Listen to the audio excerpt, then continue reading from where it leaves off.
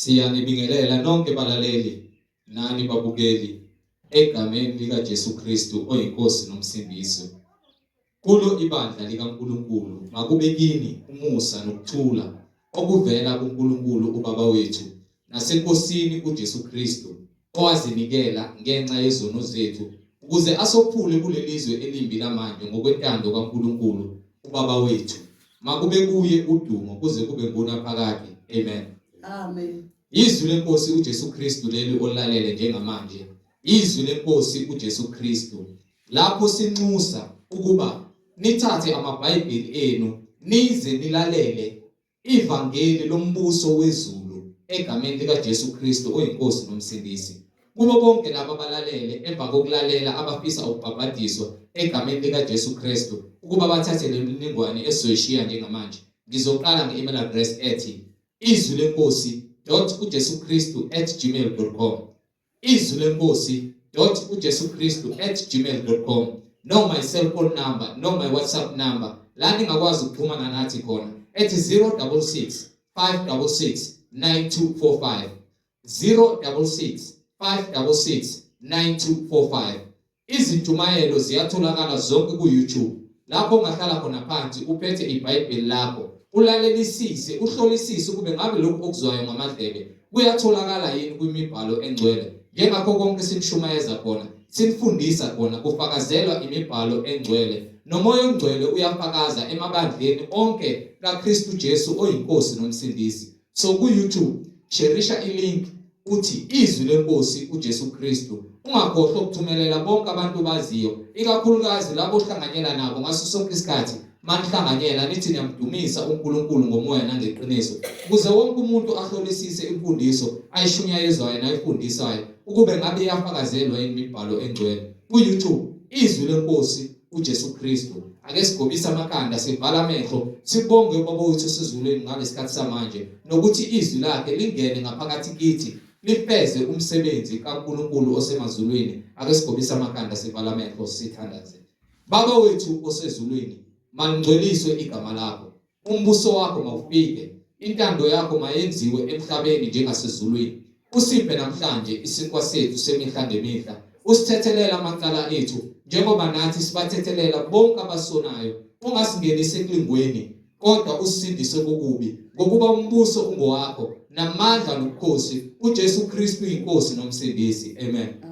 Bazalwane, sinesicelo nesinxuso ukuba kuzo zonke izindawo enikuzo eSouth Africa ukuba nithathe imininingwane kubo bonke abazalwane asebevumile baba nokuqonda ukuba kumele sizalwe ngomoya nangeqiniso singene emanzini sibhabhadiswe egameni lika Jesu Kristu oyinkosi nomsindisi. Thathani imininingwane sizobe sinohambo sihambele bonke abazalwane abalalele bethamele izintumayelo ku-YouTube asebethatha isinqumo sokungena emanzini bazalwe kabusha egameni lika Jesu Kristu. Thatha imininingwane usithinde uNkulunkulu evumile ukuze sikuhambele kule ndawo kuyo ungene emanzini ngegama lika Jesu Kristu oyinkosi nomsindisi. Yamukelana umfowethu uMhlengizondi ozobe esihola ngokwemfihlakalo yembhalo umoya ongcwele ekhazimuliswa esihola yena oyisibani sezwe ekhazimuliswa egameni lika Jesu Kristu. Yamukelana umfowethu uMhlengizondi. Amen.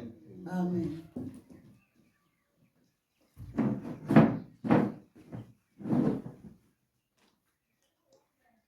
Ngibingelele bazalwane. Amen.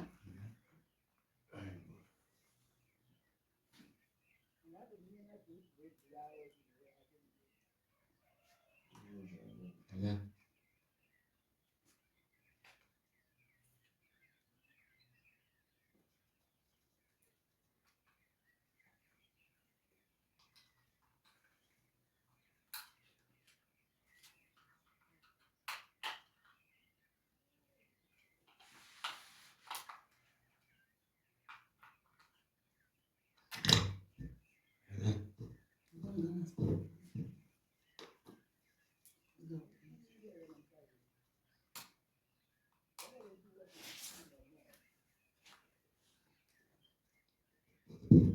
Ngibingelele bazalwane.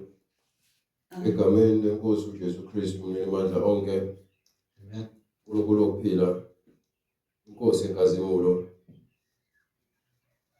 Silokhu sifuna bona ubufakazi ngalo iBhayibheli ukuthi yinye inkosi, yinye inkolo, munye ubhapatizo egameni likaJesu Kristu umnini mandla onke.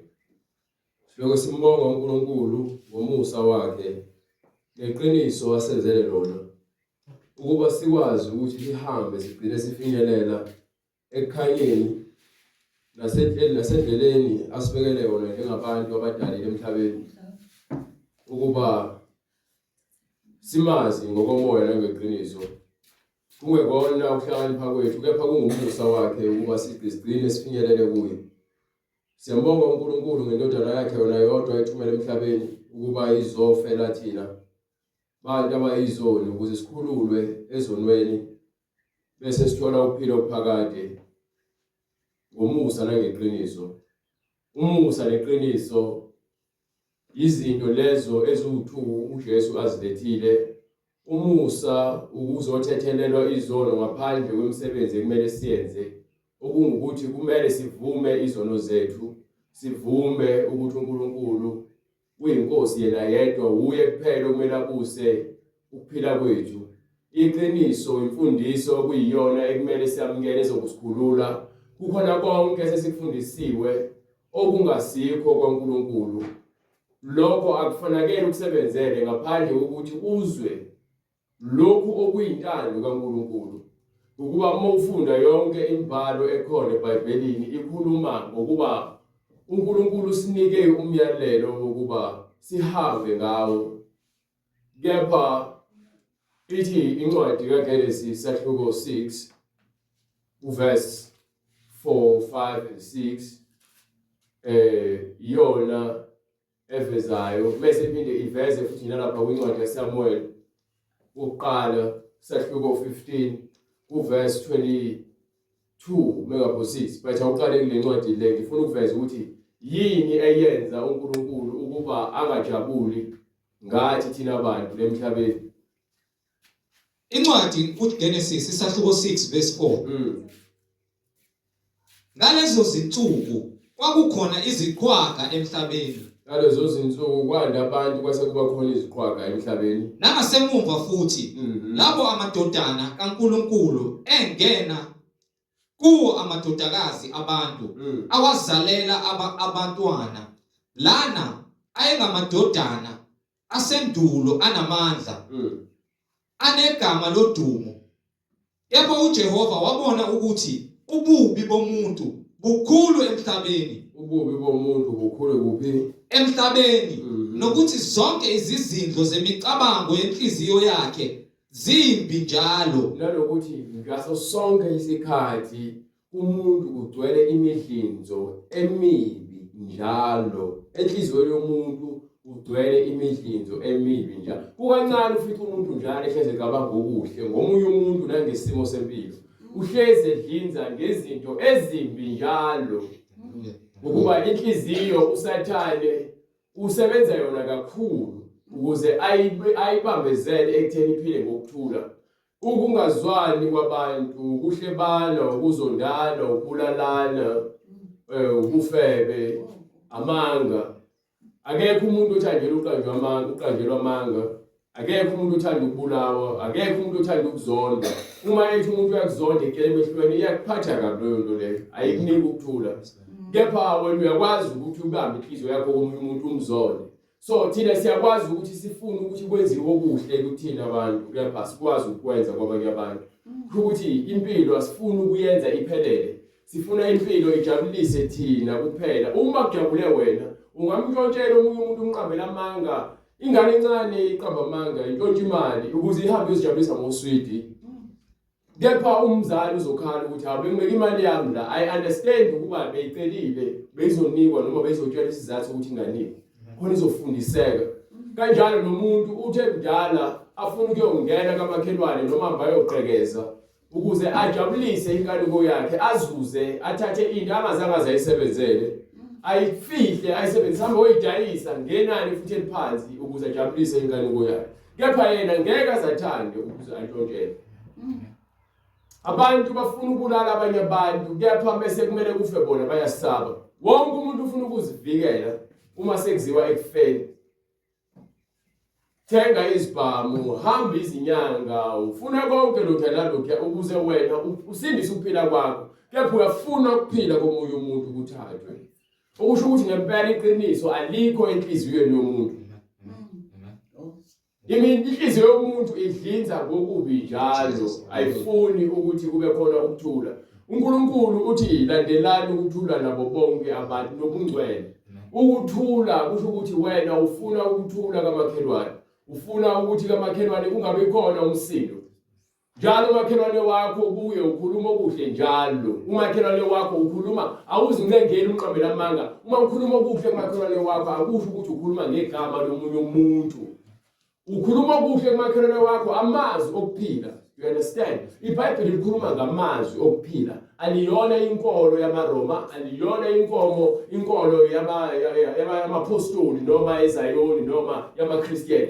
iBhayibheli kuthiwa inkolo yamaKristu ngoba yini? Babekholelwa kuKristu. But akuyona inkolo yamaKristu, inkolo yokuphila, amazwi okuphila. Uma ufunda iBhayibheli ngokomoya hayi ngokwenyama, uzophuma eqondeni ukuthi iBhayibheli elabelungu, elamaJuda, elamasonto. No. Abantu abamlapha bafanele ukufundisa abantu ngamazwi okuphila. Amazwi okuphila. Mesibheka iBhayibheli ngokweqiniso, uNkulunkulu akakaze aze aqhambe igama lebandla. Uthi Moses hamba okhuluma nabantwana bakaIsrael. Ubatshele ukuthi niya kuba ngcwele ngokuba mina uNkulunkulu wenu ngingcwele. uNkulunkulu wabanjani? Wabangcwele. So anginandaba ukuthi ukhonza kuphi. Into enendaba nayo ukuthi ngabe izwi likhona yini enhliziyweni. Ngabe izwi liyawenza yini umsebenzi noma lijabulisa ukugqoka izivatho nihambe emasontweni nabafundisi abafaka okholo bahlale ehlalweni ebizayo. Kepha izwi alikho. Abantu baphila nezono esontweni. Isono sobufebe ngaphakathi ebandleni, abantu balalana ngaphandle komshado. Isono senhlebo nongazwani ngaphandle isonto, ngaphakathi esontweni bangwe izikhundla, bangwe izinto ezingenamsebenzi. Umoya wokuhleba ngaphakathi emasontweni, umoya wokuzondana, umoya wabantu abakhipha izisu, bababulala abantu bakhipha izisu khona lesontweni. Ukusho ukuthi vele iqiniso alikho. Abantu bafuna ukuzihlobisa ngokwasezweni. Amantombazana afaka izinwele zokufakelwa, apheme izinwele, afaka izinzipho, afaka amacici, amaroji, bathi beza kuNkulunkulu. uNkulunkulu uthi-ke wasidala ngomfanekiso wakhe. So uma upenda ubuso nezinzipho zakho udwebe i-tattoo uthi uza kuNkulunkulu, umfanekiso kaNkulunkulu noma wena umfanekiso kaSathane. Ngoba phela uSathane ngifuna ukutshela ukuthi ubani ngoba mhlawumbe njengoba ngithi isilwane nizosibona. uSathane umoya wenkohliso. Yabona umoya ukutshela into engekho ngomunye umuntu ukuthi yabona umuntu uyangizonda yini engibuke kanje. uSathane lo. Akekho umuntu ongavela asuka kuzonda engakwazi. Noma bethuka kuzonda, meba nje uSathane yena. Wena ngeke ukwazi ukuthi ngoba lo muntu uyakuzonda nawe uzomzonda. Yabona uSathane ushanda sibela nomoya ukuzikhukhumeza ukuthi mina ngeke ngizwe ngubani. Mina ngeke ngitshele ubani. Mina ngeke azangihlula ubani. uSathane ufuna wena uhlezi kwi-competition. Okay. So, uma siza uNkulunkulu siza njengokuba uNkulunkulu esibizile. Uthi masibe njani masibe ngcwele. Umngcwele abukho ngaphandle. Ingakho ngihlezi ngixaka indaba zokugqoka ama-uniform. Umngcwele yizwi laNkulunkulu ekumele liphile kuwena. Lenze umsebenzi uNkulunkulu alifakele wona. Lithi iBhayibheli masingabi ngabantu abalizwayo izwi kepha bangalenzi. Masibe ngabantu abalenzayo izwi uma belizwa. Ukuba ukukholwa kuvela ngezwi. Ngeke angithi yabona ngitshela abantu abahlabela amadlozi. Bahamba bayeza ngomeni zibatshela kufanele bakwenze kanjani. Ufuna ukwenza njengoba sishilo isangoma. Lezo lonto leyo. Ufuna ukwenza konke njengoba sishilo. Bese kuziwa kuNkulunkulu nezwi lakhe bafuna ukukhetha. Yabona umthandazo othi baba wethu usezulwini balingcwelisa igama bangawucula bawuqede. Bayawucula bakaze balivula iBhayibheli ngoba into eculwayo. Bese kuziwa kule ndawo le ethi othanda umakhelwane wakho njengoba uzithanda. Akufikwa lapho. Ungabi ufakazi emangeni. Akufikwa lapho. Uhlonipha uyihlo nonyoko. Akufikwa lapho. Ungabulali. Akufikwa lapho. Uthanda uNkulunkulu wakho ngenhliziyo yakho yonke nangamandla akho wonke. Akufikwa lapho. Kusho ukuthini ukuthanda uNkulunkulu ngenhliziyo yakho yonke nangamandla akho onke. Uphile kuye naye aphile kuwena. Ukuthi izwi kaNkulunkulu fanele kube umngani nalo. Ukuba uNkulunkulu indlela azazisa ngayo kuthina angeke sikwazi ukumbona ngamehlo enyama. uNkulunkulu akayona inyama. Noma ekhona kuJesu kepha bazange babone ini uNkulunkulu. Babone ini imisebenzi kaNkulunkulu owayesenyameni. Uthi uNkulunkulu akekho oseke wabona yena waphila. You understand? Akekho ongabona uNkulunkulu aphila. uAbraham uyakufakazela lokho. uMoses uyakufakazela lokho. So uNkulunkulu uqonda ukusitshela ukuthi yena angeke sikwazi ukumbona ngamehlo enyama. Njengoba esinika izwi elinika abaprofeti elinika abapostoli elifaka kuJesu ukuthi yena aphile kuJesu ulifakela izwi ukuthi abantu bakholwe yizwi ngaphandle kokubona ngoba abantu bakholwa ngokubona. Ingakho umuntu wathi ke beze esontweni uzele izinkinga zakhe ufuna ukuthi athole umsebenzi. Esontweni asizeli imisebenzi. Sizele ukuzosindiswa kwimisebenzi yasenyameni. Ezona nto leyo iyini imisebenzi yenyama. Ngifuna iBhayibheli lihlele imisebenzi yenyama ukuthi iyini. Incwadi yaseGalatia sahluko 5 verse 18. Lo ncwadi le izokutshela imisebenzi yenyama ekuyiyona elibazisa abantu ukuthi basindiswe. Uthi uNkulunkulu uma uhamba naye noma ungaphansi kwesandla sakhe uyakukwenzela indlela lapho ingekho khona. Uyakuvikela ezitheni zakho zonke aphendule bonke abantu abezitha zakho baba abantu abazwana nawe nabathandana nawe. Ngenxa yokuthi wena utholakala usoleka. Yabo ngoba yini wena ukhombisa uthando ezintweni zonke. Yabo ngalesikhathi uzibona ukuthi uhlakaniphile, uhlakaniphe emehlweni akho. Zonke izindlela zomuntu zinhle emehlweni akhe kepha uNkulunkulu uhlola imimoya. Ngoba uma izwi lakhe lithi thanda umakhelwane wena uhlula ukumthanda, kusho ukuthi wena umuhle emehlweni akho ngoba unabantu obathandayo. Uma kuthi ngisindisiwe bese kuthiwa mina angikhulumi nabanye abantu abafaka iziphandla abasonto eZayoni noma kuliphi isonto ngoba ngithi mina ngingcwele kunabo. Mina ngisikhohlakali njengabo bonke abantu abangakholwa ngokuba ngizibona ukuthi mina ndimuhle. Ithi iBhayibheli umhlaba kaNkulunkulu uyanetha nethi izulu linethela wonke umuntu. Nokukhanya kwelanga kukhanyela thina sonke. Uma uNkulunkulu wanginika umusa ngisayisoni ngifanele ukufa wangibekezelela ngaze ngamthola.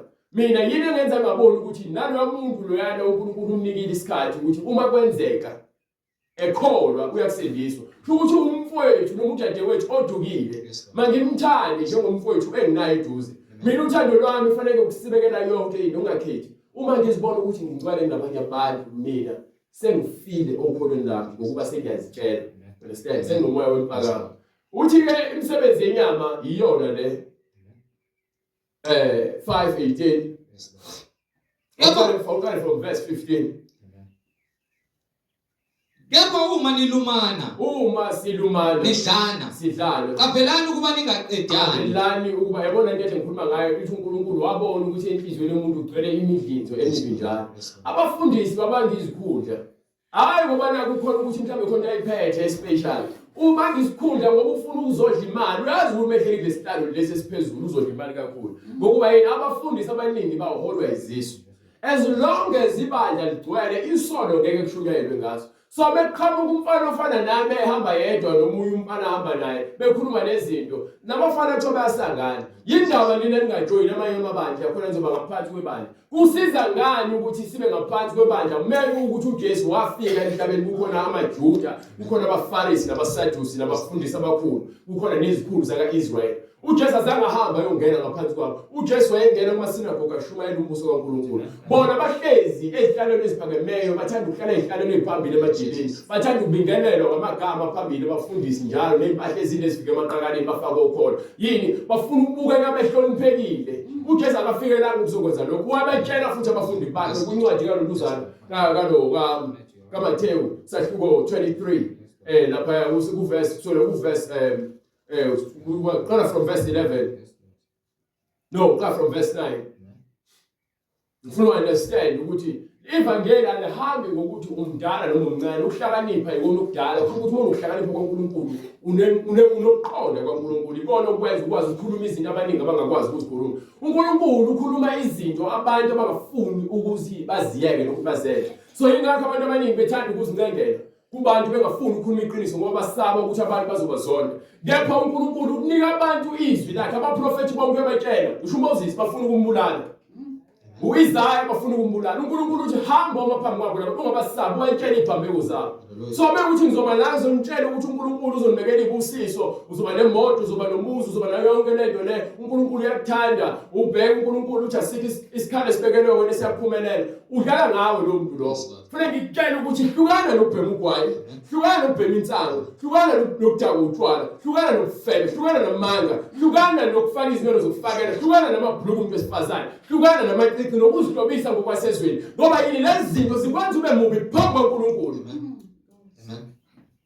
izinto lezi ezingcolisayo imzimba wakho ufanele ukuphila umoya oyingcwele Mekhiwa ehlane kokhona itabernacle into eyakhiwa uMoses eyayisibonelo so sibonakala isibonile uNkulunkulu entabeni emkhombisa ukuthi itabernacle lami indawo yami yokungcwele fanele ibe kanjani uyakha njengokuba uNkulunkulu ekuyalile so meseqedile ukuyakha ngale ndlela uNkulunkulu afuna ngayo kwehla lizohlala kuphezu kwetabernacle futhi lo tabernacle sekuyithempeli likaNkulunkulu ngokuba lakhiwe ngendlela ini aliyelele ngayo uMoses you understand mase yakhile lo tabernacle lehle if uNkulunkulu uzohamba nabo uyasuka abahole ngefu balandele if mase ke efika lapho lehle tabernacle if lihlala lapho kwehla umoya kaNkulunkulu uzohlala phakathi kwabo akekho naye umoya oyingcwele ngoba bonke abakufinyeleli kuphi eqinisweni umusa awakufiki basanikwa umthetho ozobagada ukuthi bahambe bayaqeqeshwa kahle hle ukuba bahambe ngani ngomyalelo kaNkulunkulu ukuba bekunesikhathi esibekiwe ukuthi bazofika lapho khona uNkulunkulu ezoze emhlabeni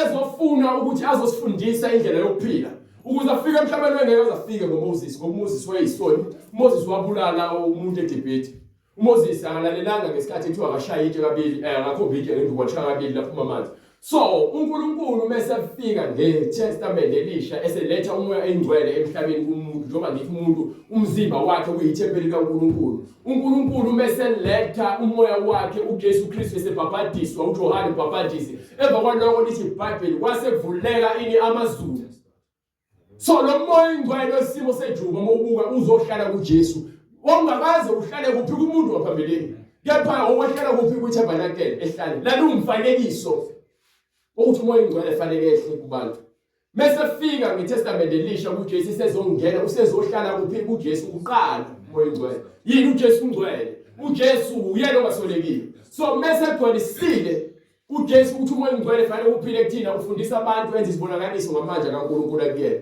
so bonke abantu abakholwayo abatshela ukuthi bazokwehlelwa yini umoya oyingcwele ukuthi uHana ubhabhadisa uthi mina ngiyabhabhadisa ngamanzi kube yini uphenduka kepha ozemva kwami izicathulo zakhe engekwazi ukuthi ngizifase noma ngizikhathe yena uza kungibhabhadisa ngani ngomoya nangomlilo sisebenzela ukuthi sibe nokungcwele so uma ngithi umzimba wakho uyithempeli kaNkulunkulu ithempeli akuyona indlu lapho khona kugcwala abantu yebo kuyistructure noma kuyisakhiwo lapho abantu behlangana khona egameni likaNkulunkulu kepha ithempeli langempela umzimba wakho ngokuba umoya engcwele akahlali ezindlini ezenziwe ngezandla wena ngizothini nginike lo ncwadi Izenzo 17:24 and 25 bese ubuzo uqhubeka le ncwadi engifuna manje 17:24 ngifuna ukunderstand ukuthi uNkulunkulu ayikho leyo into esingayakhela emhlabeni noma kuthiwa isithixo nesithombe sithi uNkulunkulu mhlambe mawudlula sizoba sesithombe uthi kanje ngoba kusho yenza njalo emaromeni akwenzi umehluko lo izwi kaNkulunkulu manje ngiyakho kwena uma ufa uyaphakathi esikhobweni lapho khona izimpethu zakhona ezingafi nomlilo wakhona ongacimikiyo uzohamba ephakathi uyosha ushele yonke imisebenzi oyenzile egcwele kunembeza kwakho nginike incwadi izenzo isahluko 20 incwadi izenzo isahluko 17 verse 23 Yes.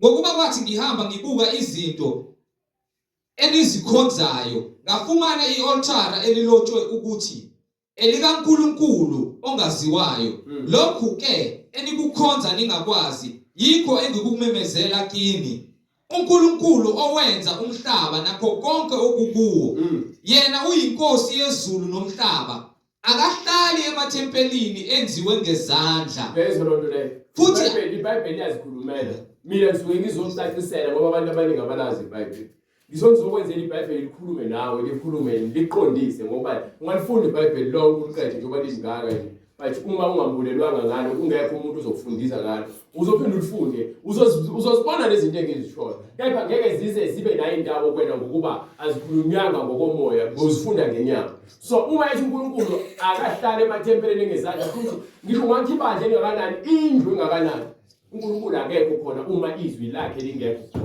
into ebalulekile ithi incwadi yaseKorinte esahluko 6 verse 15 iyona efika icacisela ukuthi uNkulunkulu thina siyini obani ngempela amathempeli nayi induku lapha kwakho Akunike abathathu. yini eyithempeli kaNkulunkulu sifuna ukuqonda lokho kuqala nika incwadi yaseKorinte yokuqala esahluko 6 verse 15 Kepha uNkulunkulu yes wayivusa inkosi nathi.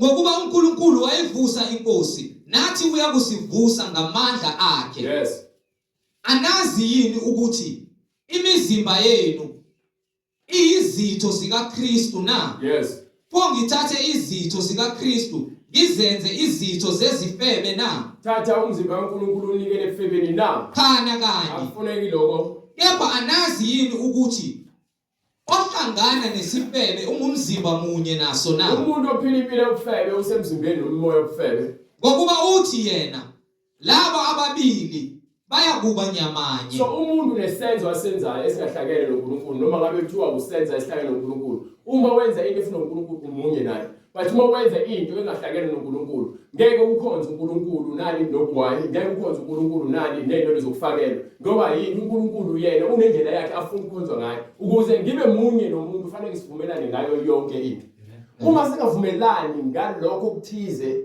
kusho ukuthi mina khona engikuthandayo ngaphezulu kwalokho ekumele ngabe ngivumelana nakho ngokupheleleyo uma ngithi ngiyamthanda umuntu wesifazane ngiyamshada lithi iBhayibheli sesinyamanye Yes, Lord. akekho noyedwa oyakusahlukanisa ngokuba sihlala sobani uNkulunkulu Hallelujah. kusho ukuthi mina ngisakwazi ukuphuma ngiye ngaphandle ngiyofuna umuntu wesifazane ngokuba manje sengimunye nonkosikazi wami angikwazi ngisho ukumshiya ngimlahle ngoba iBhayibheli yanqaba ukuthi ngimlahle ezo lonto le uma ethi yena ufuna ukuhamba ekholwa uyaqonda ukuthi lithi iBhayibheli akahlale kaganeni Yes. meke wahamba wogana lithi iBhayibheli kuyisiphingi Hallelujah. ungcolise umbhedo wasemshadweni umshado uhloniphekile kubona bonke abantu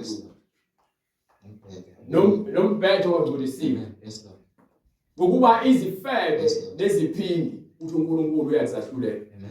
Amen. so ngikhuluma ngale ndaba yobunye Yes, Lord. uNkulunkulu asikwazi ukumbhanqa neziwasho asimbhanqe nezintambo esinqeni asimbhanqe neziphandla asimbhanqe nalutho Yes, Lord. simfuna ngenhliziyo izwi lakhe kumele liphile kuthina uma ukuthi ufuna ukuphila wena uNkulunkulu uzozwa izwi lakhe lona lodwa lingabhanqwe nalutho umfundisi othi ke nanka amafutha adayisayo woza ngigcobe ngawo zoba nezinhlali kube nezibusiso isebenzi nesikhonzi sikaSathane Yes, leso Lord. yinja leyo engekwazi ukukhonkotha Amen. ithunyelwe uSathane ukuba izodukisa abantu abaningi you understand Amen. Kepha ohlangene nenkosi ungumoya munye nayo. yes Balekelani ubufebe. balekelani ubufebe Zonke izono azenzayo umuntu zingaphandle komzimba. yes Kepha owenza ubufebe wona owakhe umzimba. umuntu owenza ubufebe wona owakhe umzimba Kepha anazi yini ukuthi umzimba wenu uyithempeli likamoya ongcwele okinina.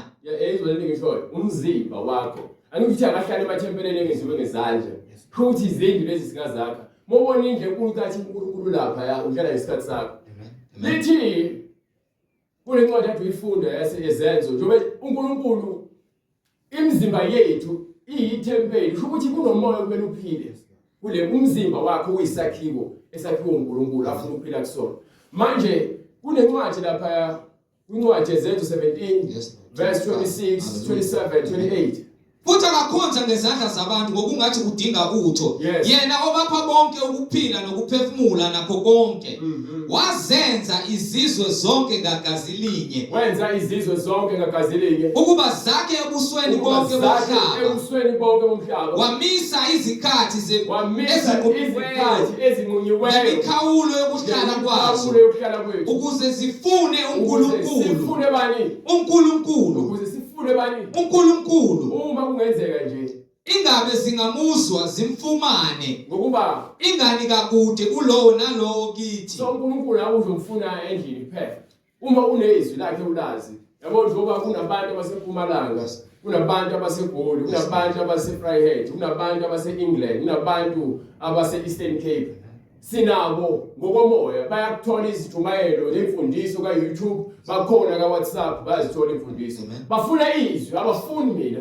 Ngokuba siphila sihamba sikhona kuye. Siphila sihamba kukhona sikhona kuNkulunkulu. Futhi indaba inokuthi uqonde kuqala izwi ngaphandle kokuthi uzwele usuyakholwa. Ngoba lithi iBhayibheli baningi abakholwayo kepha bayazi imfihlakalo yezulu. So ungakholwa ngomlomo, ungakholwa ngokuthi wena ugqoke uniform, but inhliziyo yakho uma ingenalo izwi lithi iBhayibheli ufana nomuntu wefile ehamba ngokuba abantu bagcwalisa izinkanuko zenyama bashiye izwi likaNkulunkulu. You understand? Uthi ke lapha kwincwadi yaMathewu sahluko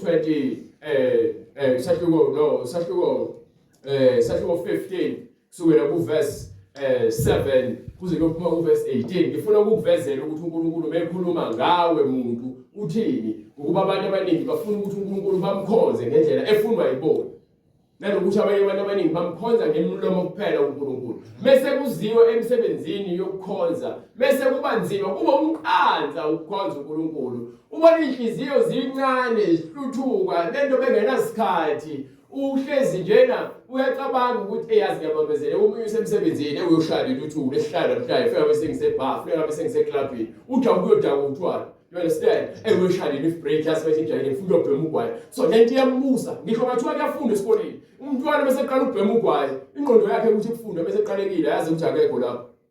Isifuna ukuyobhema ugwayi, akanayo imali yokubhema ugwayi, ufuna ukuyochusha kwabanye ubhema ugwayi. Yini into nento yenzayo engalungile emzimbeni wakho oyenzisisa kakhulu yini uyisigqila sayo. So umuntu belithi iBhayibheli wonke umuntu owenza okubi uyisigqila sesono, ngoba yini isono siyambuza into ekubusayo phambi kwakho nasenhlizweni yakho oyenzayo. Ube noma kuthiwa uyikholwa, uma ungafuni ukugcwalisa izwi kaNkulunkulu enhlizweni yakho ulenze. Yabona uNkulunkulu uthi bethi ukukhishwa kwemimoya engalungile kubantu uza ngokuthi abantu bakhuleke bazile ukudla. Uthi ke yonke imimoya iyaphuma. So ubethi ifanele sitezi sikhuleka njalo ukuze singesungene enkingweni. Ukuthi thina fanele njalo sibe nezikhathi lapho sikhuleka khona kuNkulunkulu sicela ukuba yena sivikele asihole njalo. Bese ke sibe nezikhathi futhi ezibekiwe zokuthi singene enkonzweni yokuzila ukudla ukuze yonke lento esifuna ukwenza yabona kufanele ukuthi lithi iBhayibheli ithanda umakhelwane wakho uzithanda. Phela ukuthi wena lento uyazi yakuhlula. Leyo nto ifuna ukuthi ukhuleke wena uzila ukudla. Ufundise inyama yakho ukuthi ilalela umoya oyingcwele ukuze wena ukwazi ukwenza lento le, ngoba ngeke ufike uphambi kaNkulunkulu uthi hayi cha mina ngizamele uNkulunkulu ingidlulile indaba yokuthi ngithanda umakhelwane wami. Uthi uNkulunkulu konke kubantu uthi kubantu kunzima akwenzeki, uthi kepha konke kuyena kuyenzeka.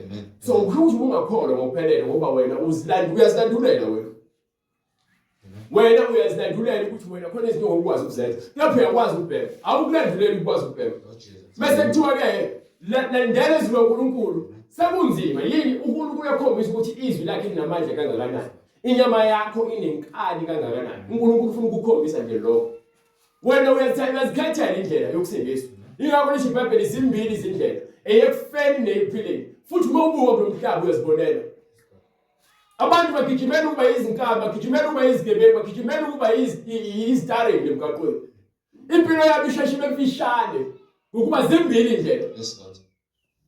Mawuphila uNkulunkulu ulandela ukuthula nabo bonke abantu okuzithola lezitha zabantu. Ngisho izigebengu ziyakuhlonipha. Wena uthi cha bahlonipha mina ngoba ngumfundisi. No. Bahlonipha uNkulunkulu okuwena okuyena okhazimulayo.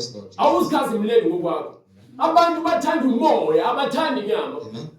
Abantu abathanda inyama abantu laba balandela inyama emhlabeni. Siphilile emhlabeni ebufebeni. Abantu besifazane bakuthandela ukuthi wakhiwe kanjani, bakuthandela ukuthi umuhle kangakanani, muke uyidakhi uyathandeka, bakuthandela lokho. Kepha ekukholweni uthandelwa umoya. Indaba inomoya mawukholwa ayikho nesakhiwo sakho.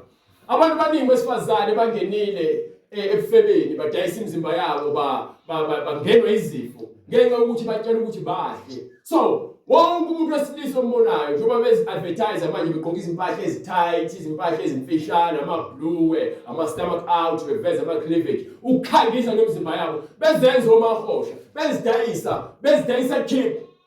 Umntwana kaNkulunkulu awuzidayisi chip. Umzimba wakho uma understand ukuthi uyithempeli kaNkulunkulu wenza njani uyawuvikela, uyawumboza.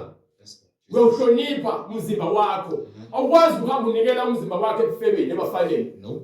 Nawe mfana awukwazi ukuthi uzogima uwesikole usigqoka ama-vest ukuthi uyichama. Ufuna ukuzenza uMr. Marcel. Zimbili indlela.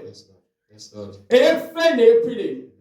Umethuke uElias khethele namhlanje ukuthi ngizolandela abantu. Uma uthi uNkulunkulu wenu uzonamathela kuyena, meke uthi uSathane babone uzonamathela kuyena. Awukwazi ukukhonza amakhosi amabili. No. Ukuba enye uzoyidelela enye uyikhonze. So, awukwazi uzohamba noJesu kuyapha futhi ukhonza uSathane. Untukuntuwe futhi uNkulunkulu uza kukuphimisela. Yes, God. Uthi ngcono bethu uyabanda kunokuba ube ntukuntuku. Ungcono bethu uyashisa kunokuba ube ntukuntuku. uNkulunkulu abafuna abavangeli noma abakhonzi noma izikhonzi noma izinceku ezintukuntuku abantu abawunhliziyo mbili. Uyakholwa somehow kepha somehow akakhona. Uyakholwa kepha manje ubhizi uhamba izinyanga nabathandazi. Awukho yabona emgceleni wena. Wena usebenzela uSathane ngoba ukhonela emsebenzini kaSathane. You understand? Zibuhlungu lezi zinto esizikhuluma. Kepha ziyiqiniso ngokuba uyazi ukuthi wena ufuna ukukholwa. Kepha inyama ikubambezela ukuthi wena ufuna ukuya lapha ngesasangoma. Ngisho abafundisi bahamba izinyanga bethwalela ukuthi babe namabandla amakhulu. Basenzisi. Waprofetha kahle ngani uIsaya ethi. Wakhuluma kahle ngani uIsaya wathini? Lesi sizwe singidumisa ngezindebe zomlomo. Ngikhuluma ngemlomo kuphela. Kepha inhliziyo yaso ikude nami. Kodwa bangikhonza ngeze. Befundisa izimfundiso eziyimiyalo yabantu. Khona lento lena ke khona. Le emakhaya nakweminye imizi nakwamanye emakhaya yonke indawo. Kunezimfundiso zasekhaya ekuthiwa zathathwa kokhokho. Lezi mfundiso zokhokho uthola ukuthi abantu bafuna ukuhamba noJesu. Kepha manje uthi yena ekhaya nje bathi manje bathatha imfundiso yokhokho bayenza umyalelo wokuphila kubona. Umuntu abone ngazi ukuthi azasatshiswe uzoba namabhadi, amadlozi azokushaya. uNkulunkulu ngeke aze kushaya uNkulunkulu. Uthi uNkulunkulu uza kukuyekela ugcwaliseke kulo moya wenkanuko yakho. Kepha uzokwahlulana kuphi egcineni. Labantu bakho othi abakhonza wena bona bazokushaya bakudinga noma ungabenzeli lezi zinto abazifuna. Bayadimanda. Ngiyaphila nawe manje asikhuluma iqiniso. Ngiyakwanetha. Hallelujah. Ngiyakwanetha. Hallelujah. Ngiyakwanetha konke. Hallelujah. Ngiyakwanetha ingane le. Mesifile indaba ngikwanethe pho. Hallelujah. Ngicela kubani ngoba phela uNkulunkulu okuyena ophethe ukuphila kwethu. Uma seyifile waye ngikwanetha mina. Ade ngingakwanetha iphila. Kwenziwa isibe nezikwanetha abasebefile. Mekuthi iqiniso likhona. Angikwanetha manje anginenkinga nawe. Mase ufile wasuba inkinga manje. Bengalungiswa ngani inkinga usaphila. Amen.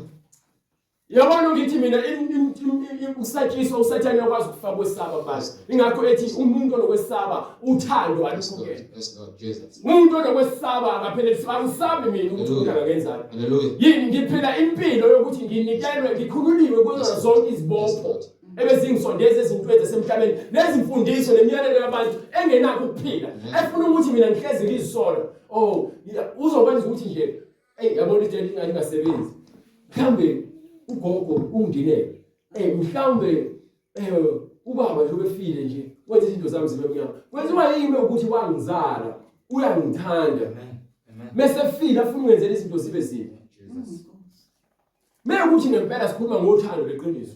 Kwenziwa yini abantu abangasekho njalo bona kuthiwa benza izinto ezimbi kufuneka benzelwe izinto emhlabeni bese ke kuzoba kuhle. Kwenziwa yini? Akazi uzuzalo naleyo nto. Loyo ngifundisiwe. Njengoba manje uJesu ngimfundisiwe ngabona futhi inkazimulo yakho ukuthi ngempela angikwanethe umuntu emhlabeni. So uma ngikwanethe umuntu imali kufanele ngilwane ukuthi ngiyikhokhe ngoba lithi iBhayibheli ungakweleti umuntu uma kwenzeka khokha zonke izikweletu.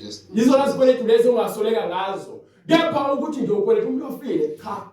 Osefilo lithi iBhayibheli akayina sabelo kwabaphilayo. So uma uthi unoqonda ngempela wena ungaziduduza ngoba vele into engiyikhiphe kumuntu ukuthi umuntu afune ukukholelwa kuyinto athi ukhule yenziwe. Ziningi izinto engikhule zenziwe. Kepha ngikhethe indlela elula yokuphila. Ezomkhulula kwizibopho. Uma ubophekile kunezinto okuthiwa kufanele uzenze ukuze wena ukhombise ukuthi ke uyingxenye yomndeni.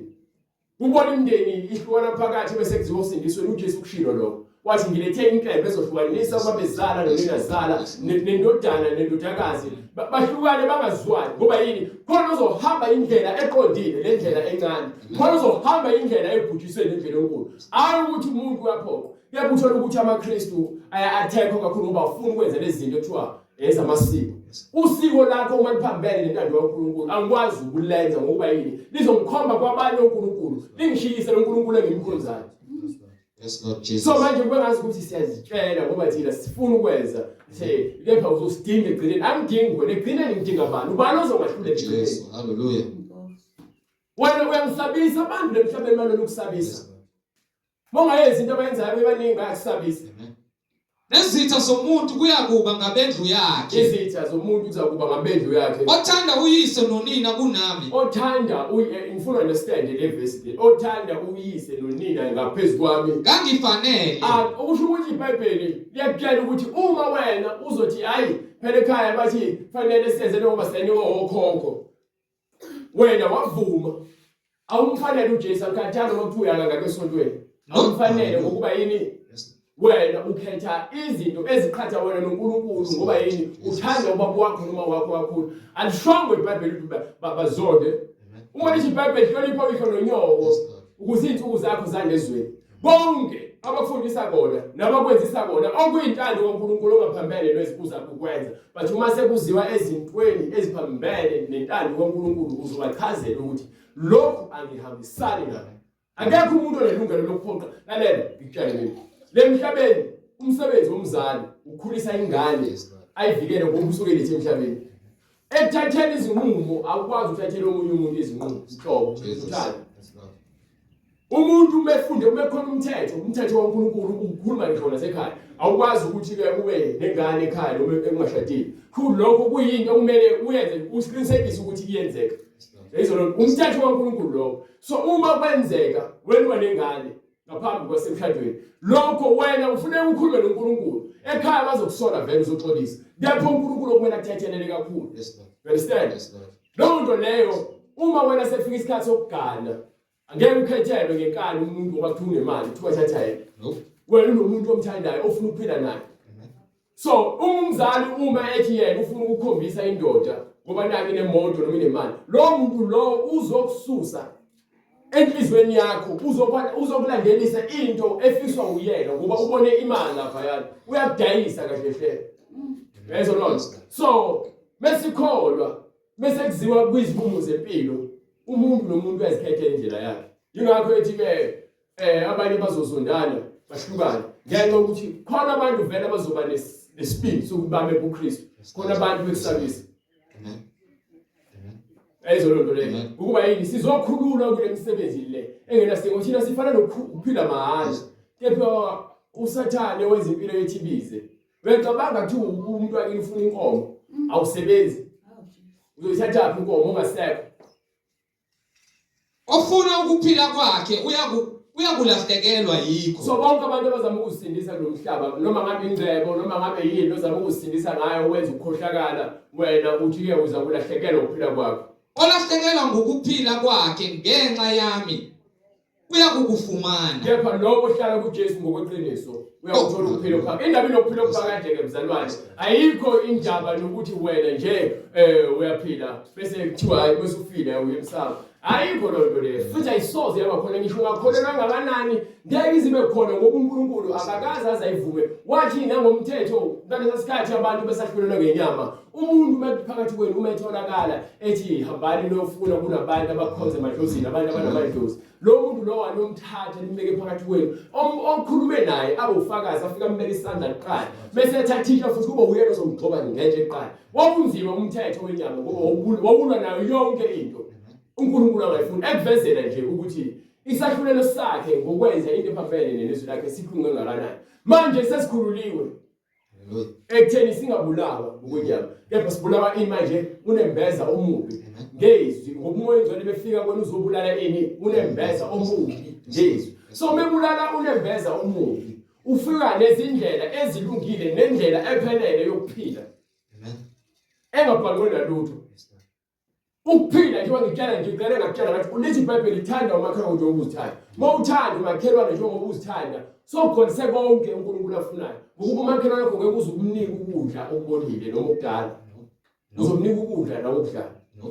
Umakhelwane wakho ngeke uzumnika amasokisi amadala nezimpahla ezindala. Kepha uzomnika lezi mpahla wena eziyigugu kuwena. Yini? Uthanda umakhelwane wakho njengoba uzithanda. Uthando alinamkhawulo. Kepha lenyama nemkhawulo ingakho abantu befuna ukuciciyana bese kuzothandweni nasenyameni. Amen. You understand? Amen. Maningi. Incwadi yokuqala kaSamuel isahluko 15 Yes. verse 22. uSamuel wathi uJehova uyenamela yini iminikelo yokushiswa nemihlatshelo njengalokhu enamela ukulalelwa kwezwi likaJehova na? uNkulunkulu lamela ini? Ukulalelwa kwezwi likaJehova. uNkulunkulu lamela ukuzwa izwi lakhe. Siyafuna ukusindiswa. Siyafuna ukuphila impilo obungcwele. Bathi yabona ungaphila impilo obungcwele uwedwa phakathi kwabantu abaningi abangakhona. Uma unganamathele kuNkulunkulu nasemfundisweni nasezwini lakhe nasekukhulekeni, ungozithola nawe sowenza izinto ezenziwa abantu basezweni unganakile. Ubone semlahlekile ubungcwele bakho. Ngenxa yokuthi siphila ezweni lapho khona isono siyabusa ku-TV, efonini, phephabhukwini, keredweni, umculo, isono siyabusa kanjani na? Eredweni ukhuluma izinto ezikhohlakala, emafonini ukhohlakala, yile futhi TV ukhohlakala. Sekumele ukwazi uqaphela okuyiyona okulungile ukuze ukwazi ukwahlukanisa wena wazi ukuthi mina ku-TV ngibuka into ekanje angidluleli kokunye. Yabo umuntu obuka yonke into ku-TV wena uzongenwa yiyona yonke imimoya usathane ayithumelayo ku-TV. Nangomculo wekanjani ngoba khona umculo kwamaskandi ukhuluma umculo wamaskandi ukukhuluma ngentombi nangobufebe ngoba ukhuluma ngentombi akhuluma ngentombi eyodwa. Mekukhuluma futhi ukhuluma ngendaba zokuswenka abaxhomelana ukuthi umuntu ugqoka kangakanani. Yabona nje ukuthi lezi zinto zihambisana nempakamo lento yabo. Bese kuzoba khona umculo wekwaito nawo futhi uyajuxuza umzimba ufuna ukube sebendaweni ebumnandi kuyaphuza utshwala. Ukhuluma nazo futhi indaba zobufebe nazo indaba zokuxhoma izidakamizwa. Izinto lezi ezikhona ka-TV abantu abazibukayo ubona abantwana begqoka iziketi ezincane abafana begqoka amabhuluku babeke ezansi kwezinqa abanye bagqoka amabhuluku abampikayo ngokuba lezi zinto bazibona ku-TV. Lezi zinto lezi zizolahla ukuqonda kwakho ukuthi wena ungaqondi lutho ubone ukuthi isitayela leso siphethe isitayela ngeke uzusiphathe ngokuba isitayela siyafika siyadlula. Bonke abantu ababephethe isitayela ngikutshele mina ungahamba manje ngisho sabe semgaqweni edolobheni umfika selifakile iqiqe sadebhisile ibhluke kepha ingqakala imnyama izidakamizwa zimulele usabamba isitayela sakudala sekudluliwe kuleso sitayela usesele insila yedimoni kasathini lana limbambile elama-tattoo babanjwa imoya ama-tattoo bese yadlula esitayeleni lolo sesele nomaka ukuthi wabanjwa isitayela sama-tattoo. Ayinhle nalento ama-tattoo yinhle ukuzidweba ukhombisa ukuthi usathane uyakubusa ukuba vele lezi zinto niyazibuka kulabaculi i-hip hop ne-rap laphaya bezidweba nabo bedwetshisa usathane. Usathane uzi-advertise ngabantu abadumileyo ingakho behlezi benivezela ukuthi baphila impilo nabanye babo beqamba amanga beveza impilo abangayiphili. So umoya wokukhohliseka uza ngakho ukuthanda izinto. Yaba imisebenzi yenyama isobala engukuthi yini? ubufebe nokungcola namanyala nokukhonza izithombe nokuthakatha nobutha nokulwa noma nokuthukuthela nentukuthelo. Asike sibheke ukungcola nakho ukuthi umzalwane kepha manje uhamba izinyanga nabathandazi ukungcola lokho umuntu wesilisa ulana abanye abantu besilisa ukungcola lokho umuntu ulana nezilwane ukungcola lokho. Bese sizoveza futhi imidlinzo lapha kwincwadi yakhe uMathewu 15 verse 18 imidlinzo okuyiyona engaphakathi ke manje engcolisa ini umuntu into engcolisa umuntu engaphakathi kuyena iyini na? You understand? Incwadi ngokukaMathewu isahluko 15 verse 18 kepha okuphuma emlonyeni into kuvela enhlizweni. ephuma emlomeni ivela kuphi? Enhlizweni. Lokho ke kuyamngcolisa umuntu. Izinto eziphuma ngaphakathi kusho ukuthi nalesikhathi ucabanga kabi ungcolile. Ngokuba enhlizweni kuvela izizinto ezimbi, Inhliziyo inemidlinzo emibi. ukubulala, Gcwele ukubulala, ukuphinga, ukushiya umshado olala ngaphandle, ubufebe, ukulala ungashadile, ukweba, ukuntshontsha, ukufakaza amanga, ukuhamba uyofakaza ezindabeni ezingakudingi zabanye abantu, ukuthengwa ukuthi uhambe uyome enkantolo uyofakaza emangeni, ukuhlambalaza, ukuhlambalaza ivangeli, ukuhlambalaza abazali bakho, ukuhlambalaza umzimba wakho. Imizimba izinto lezo ezingcolisa ini umzimba wakho zingaphakathi kwena. lezi zinto ezimngcolisayo umuntu. Izona izinto lezo ezingcolisa umuntu. Umuntu akangcoliswa ukuthi udle ukudla ngezandla ezingagezwanga. But uma sekithi ngidle egameni likamkhulu ongasekho, mina sengingcolisa umzimba ngoba lo muntu sengiyamenza uNkulunkulu wami. Akufanele ngenze uNkulunkulu enye into ngaphezulu kwaNkulunkulu. Umuntu ongasekho uNkulunkulu. Akekho umuntu ongasekho ongaphinda abe nawe. uNkulunkulu kuphela okufanele abe nawe. Mawuthi ufuna uNkulunkulu, ufuna futhi umuntu wakini abe nawe, ufuna bani? Ufuna oyedwa phela. Kucaca ukuthi ufuna bani. Awukwazi ukuthi uthi hayi phela umuntu wakithi ongasekho ngixhumana noNkulunkulu lutho. Soze. Kepha anazi yini ukuthi imizimba yenu iyithempeli likaMoya oNgcwele So okinina. uNkulunkulu ephila thina. Si umzimba wakhe thina la ehlala khona. Thina umuntu uyena kuphela onathi mzalwane. uNkulunkulu kuphela onathi. Enamamukela kuNkulunkulu Yayizwa lona. nokuthi anisibo abenu na. Asibona bethu singabantwana bakaNkulunkulu. Ngokuba nathengwa ngenani elikhulu. Inani legazi likaJesu ukuthi azofela abantu abayizoni ukuze abanike ukuphila. Ngakho ke mbongeni uNkulunkulu emzimbeni yenu. You understand? Umzimba yethu ufanele kube yithempeli kaNkulunkulu. Indaba yezinto eziningi ezilethiwe emadlebeni ethu naseqondeni kwethu. Lezo zinto zisenza ukuthi thina siyakholwa kulezo zinto izona. Siyakholwa vele ngeke siguqule lokho siyakholwa. Kepha uma ingeyona sewuthola indlela ekuyiyona. Wena futhi uthatha isinqumo ukuthi yiphi indlela ofuna ukuyihamba. Njengoba ethi uJesu ke kwincwadi yaMathewu usahluko 7 verse 13. Ngenani ngesango elincane. Ngenani ngesango elincane. Ngokuba isango libanzi nendlela inkulu eyisa ekubhujisweni. Ngokuba nendlela le enkulu ehambe bona bonke abantu yabona amakashemba ophatha isikhathi bephatha isikhathi begcina izihluthu begcina isabatha behamba beyokhonza lapha ngaphansi kwesihlahla baningi ngithi kubabona Baningi abangena khona. kwenziwa yini ukuthi bangene lapha yana ngokuba lapha batshontshe iBhayibheli bathatha umuntu wakashembe sibongo lomuntu wakashembe igama lakhe uIsaya bathatha lo muntu wafika lo muntu abaxoxela le ndaba abaxoxelayo bazithanda izinganekwane lethi iBhayibheli baqaphela izinganekwane zamaJuda bazithanda izinganekwane Lokhu lapha ngaphansi kwesihlahla sakashembe ngeke ubabone yabo siphela imbhalo siphela imbhalo bakwenzi lokho bakutshela ngoshembe bakunika ubufakazi bakashembe futhi ubani osemlomeni wabo ushembe ubani osenhlizweni zabo ushembe ubani osezithombeni zabo ushembe ubani onamafoto abo ushembe ubani ozobusisa unyazi ushembe okusho ukuthi manje bathi uMoses bathi uMoses wathi bathatha kuphi eBhayibhelini kepha leBhayibheli futhi abafuna ukukhuluma ngoJesu bafuna ukukhuluma ngobani ngoshembe you understand bafuna ukugcina isabatha thina sikhululiwe kumthetho wesabatha kuthiwa siphile sikhonze uNkulunkulu kepha bona bazokubopha ngomthetho bathi gcina ini isabatha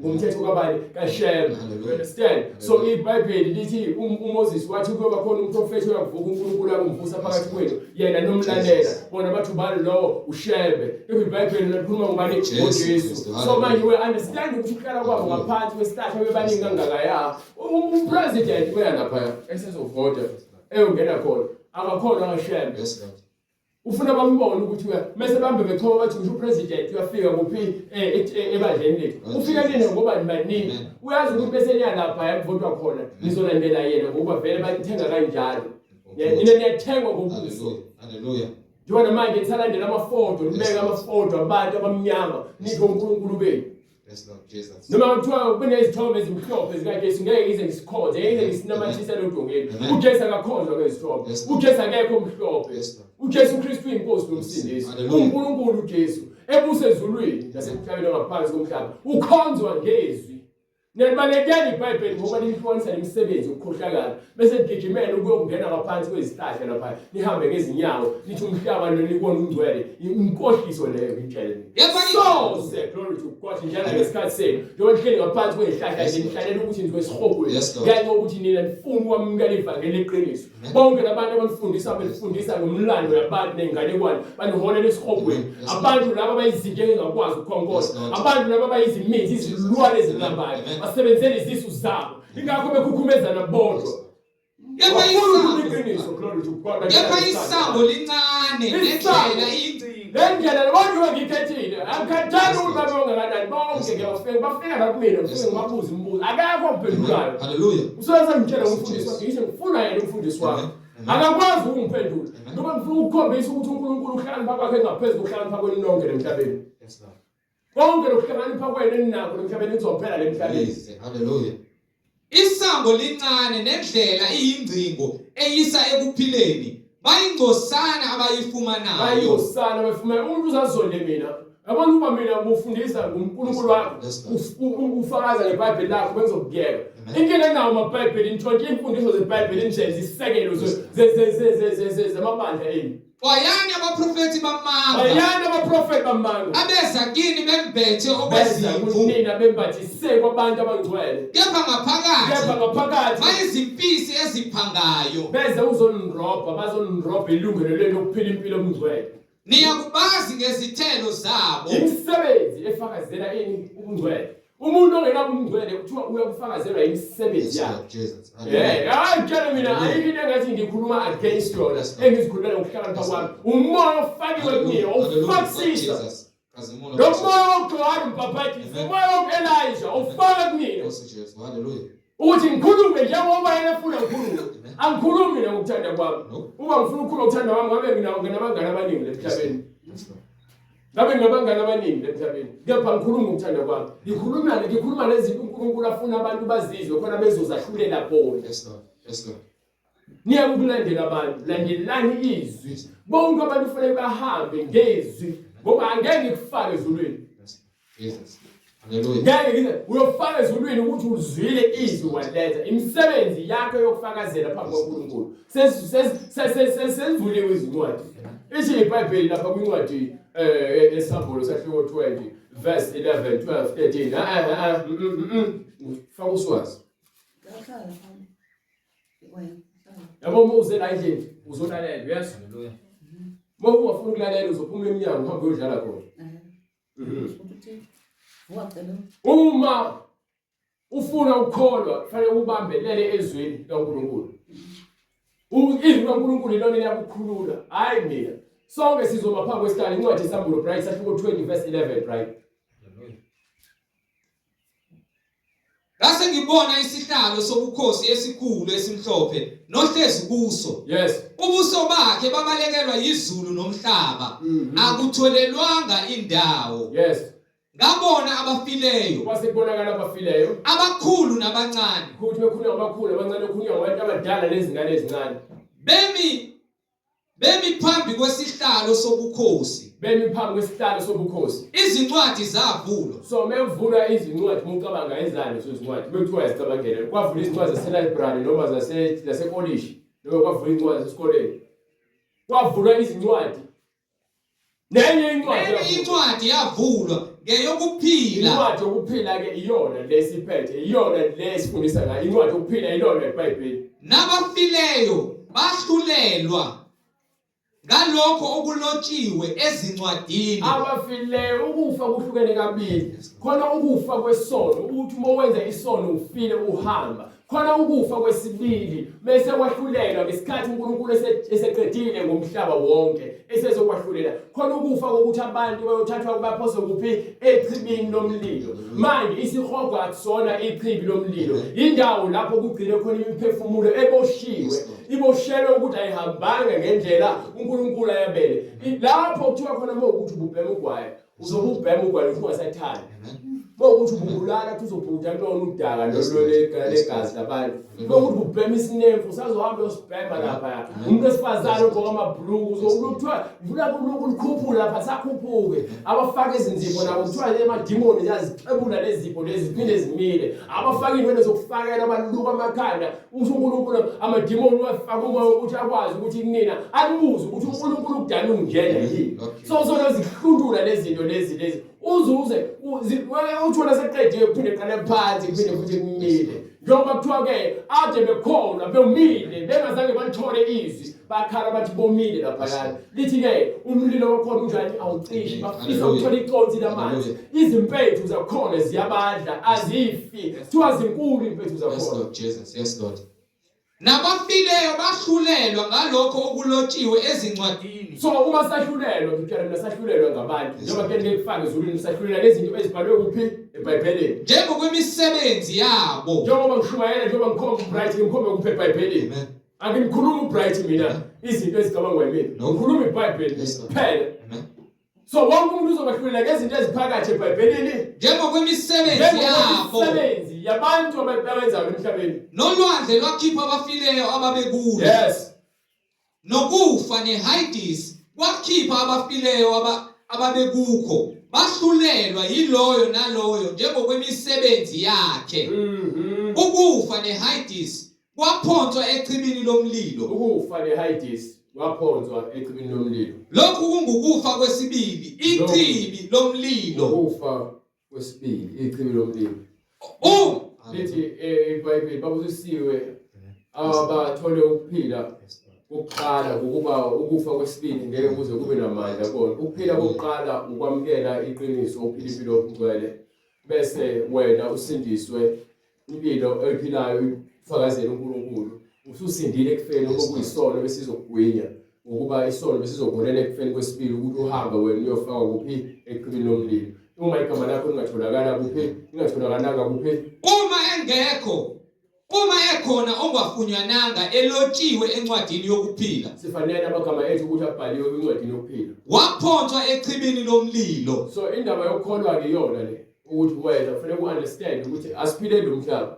Abantu abaningi bafuna ukuba bahle emhlabeni bafuna ukuceba emhlabeni bafuna udumo emhlabeni kepha bese befile lithi iBhayibheli ufike unjani unqunu. Hallelujah. Akekho afike efumbethe imali akekho afike efumbethe cellphone akekho afike efumbethe noma ngabe yini bathi ingane neziqoqa izandla isuke efumbethe kusasana yamanga lawo isitalo sengusingane bezali izala engakwazi ukwenza lutho isuke izokhula iqaqeke njengoba ingena amathambo uNkulunkulu ukwazi ukulula imsipha akhulisa inyama aqinisa amathambo.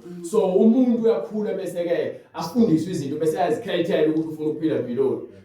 Lento yokudala kaNkulunkulu umuntu angakhuluma iziningi izinto ezithiwa ziyinkoleloze esikholela kuzona ezikhulunywa bathi asinazi isiqiniseko ngoba uNkulunkulu akazifakazeli lozo zinto. Uthi umprofeti uIsaya uJeremiah ngingakwaziwa ngase ngikwazi ngingakubelethwa ungakubisa khona ngisesibelethweni sikama wakho ngase ngikwazi ukuthi ngizokwenza umprofeti. Yena uthi kuNkulunkulu umncane emezibheka yena ukuthi uyabona ukuthi yena akazibone ilungelo ukusebenzela uNkulunkulu kepha uNkulunkulu akanandaba ngoba usemkhethe ngaphambi kokuzalwa kwakhe. You understand me ngisho uNkulunkulu kuphela owazi ikusasa lomuntu owazi isiqalo nesiphetho somuntu. Ngikhuluma nje akekho owazi usuku lokufa. Sonke beke saqala sakhwehlela noma kwathi kuyaluma sigijima kodokotela yini awufuni ukufa. Lord Jesus. Ngiyaphuyaza uzofa. Ngiyaphuthini hayi manje. Ezonto leyo.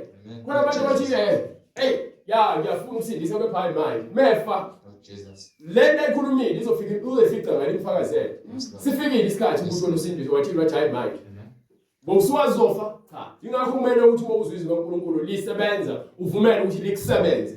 Akekho ophoqwayo asishumayelele inzuzo nengcebo sishumayelele imphefumulo ekumele isindiswe. Lalela ungangibona ngishumayela kanje angishumayelele udumo ngishumayelele ukuthi wena usindiswe ngoba ngiunderstanda ukuthi wena imphefumulo yakho uyigugu kangakanani uNkulunkulu. Understand lento siyenzele udumo nenzuzo. Ngizezweni ngikukukhanya ukuba yilona lo okholwa yimi angahlali ebumnyameni. Uma umuntu ezwa amazwi ami engawalondi lowo angimahluleli mina. Yes, ngokuba angizanga ukuba ngahlulele izwe kepha ukuba ngisindise izwe ukuba ngisindise izwe ongalayo onqaba ukwamukela amazwi engawamukeli amazwi ami yes unomahlulelayo khona uzokwahlulela izwi engalikhulumayo izwi uzowahlulelwa yizwi ekugcineni yilona eliya kumahlulela ngosuku lokugcina kunosuku lokugcina mzalwane ngokuba mina angikhulumanga ngokwami asikhulumi yaba noma ngimile angikhulumi izinto zami sikhuluma izinto zikaNkulunkulu izinto zikaNkulunkulu ziyaphikisana nemisebenzi yethu yenyama ingakho kunzima ukukholwa mawukholwa abasukholwa ngokuqinisa abantu bathi hayi ngathi ukholwa kakhulu ngoba yini awusenzi izinto ezenziwa abantu bonke wena impilo yakho soyinikele ekutheni ufuna ukuthi uNkulunkulu akusebenzise noma asebenze kuwena so indaba yokukholwa nensindiso le ayikho lula ayikho lula kepha bese uyifuna ngempela yona iyatholakala banika incwadi ezayo 238 bonke abantu abafuna ukubhaphathizwa abafuna ukuhamba ngendlela yeqiniso baza kusithinta njengoba imininingwane esishile njengoba futhi ne-email address ikhona uNkulunkulu enzile indlela siyakwazi ukuthi sifinyelele kuwena sikufake ngaphansi kwamanzi egameni likaJesu Kristu kukho ukuthethelela kwezono zakho ukuze uqhubeke uphile impilo yobungcwele bathini uPetru wayesethi phendukani iBhayibheli phendukani yiloyo naloyo abhaphathizwe yiloyo naloyo fanele angene emanzini abhaphathiswe egameni likaJesu Kristu egameni likaJesu Kristu kukho ukuthethelela kwezono zenu ukuze sithethelele amacala ethu khona niyakwamukeliswa isiphiwo sikamoya oyingcwele ukuze sithole isiphiwo sikaNkulunkulu ngokuba isithembiso ngesenu nesabantwana bethu isithembiso ngeseno sabantwana benu esabo bonke abakude bonke inkosi uNkulunkulu wethu eyakubabiza inkosi uNkulunkulu wethu eyakubabiza wafakaza nangamanye amazwi wabayala wathi zisindiseni kulesizukulwane esiphambeneyo zisindiseni kulesizukulwane esiphambeneyo ukusindisa awusindiswa yimina wena ukhethela isinqumo sokuthi ufuna ukuphila impilo yensindiso insindiso eyalabo abakhethiweyo ngentando kaNkulunkulu bonke abantu abafuna ukubhaphathizwa baza kusithinta ngemininingwane esibonayo escreenini uNkulunkulu uzayenza indlela ukuthi wena ubhaphathizwe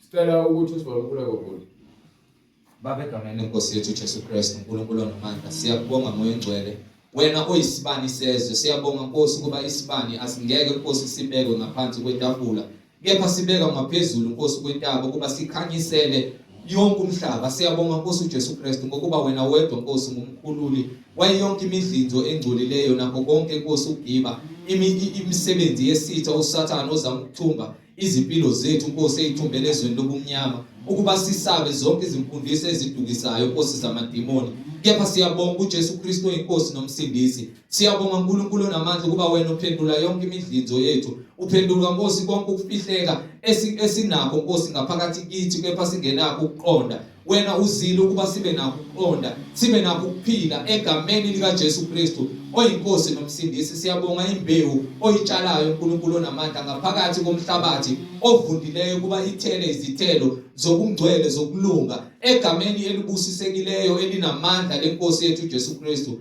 manje naphakade amen. Amen.